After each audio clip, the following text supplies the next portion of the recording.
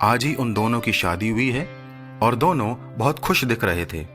विदाई के बाद जब बहू पति के घर पर आ गई, तब लड़के की मां ने उन दोनों को अपने पास बुलाकर उन्हें बैंक की पासबुक दी और उनसे कहा कि जब भी कोई खुशी का पल आए तो वो दोनों कुछ पैसा इस बैंक खाते में जमा करते रहें और एक डायरी में जमा किया गया रुपया और उसका कारण अवश्य लिख दें। बेटे और बहू को मां की यह बात बहुत पसंद आई और दोनों ने वैसा ही करना आरंभ कर दिया। पैसा जो उन्होंने जमा किया उसका विवरण कुछ इस प्रकार था। मार्च का महीना, जमा किए गए रुपये 1500, कारण विवाह के बाद मेरे पति का पहला जन्मदिन। अगस्त का महीना, जमा किए गए रुपये 2000, कारण विवाह के बाद पत्नी का पहला जन्मदिन। जनवरी का महीना, जमा किए गए रुपये 2000, कारण विवाह के बाद शादी की पहली सालगिरह।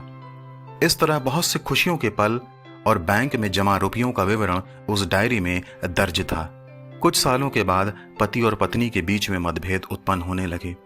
उनमें आए दिन झगड़े होने लगे और बात यहां तक पहुंच गई कि दोनों एक दूसरे से तलाक लेने के लिए तैयार हो गए। एक दिन पत्नी को साफ सफाई करते हुए वो डायरी मिली जिसमें दोनों पति पत्नी पैसा जमा और उसका विवरण लिखा करते थे। उस डायरी को पहले पन्ने से आखिरी पन्ने तक देखने के बाद पत्नी की आंखों में आंसू आ गए, क्योंकि उस डायरी में वो सुंदर और खुशी भरे पल लिखे हुए थे जो उन्होंने साथ में बिताए थे। वो अपने आप को रोक न सकी और आंखों में आंसुओं के साथ उसने डायरी को अपने पति को दिया। उसके पति ने भी जब उस डायरी में लिखे उन खुशी से भरे पलों को देखा और याद किया तो उसका मन भी पिघल गया और उसकी भी आंखों से आंसू बहने लगे। उसके बाद दोनों एक दूसरे के गले लगकर खूब रोए और एक दूसरे को उन्होंने क्षमा भी किया और एक दूसरे को वचन दिया कि अब से वे दोनों अपने वैवाहिक जीवन की रक्षा करेंगे और संयम के साथ उसे निभाएंगे। उसके बाद वे दोनों खुशी खुशी रहने लगे। मित्रों, आपके वैवाहिक जीवन का क्या हाल है?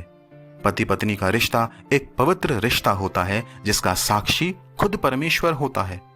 इसलिए यदि आप दोनों के रिश्तों में कुछ गड़बड़ है तो उसे आज ही सुधार लें। उन सुंदर और खुशियों भरे पलों को याद करें जो आपने एक दूसरे के साथ बिताए हैं। बाइबल भी विवाह के विषय में इब्रानियों नामक पुस्तक के अध्याय 13 और पद 4 में कहती है, विवाह सब में आदर की बात समझी जाए।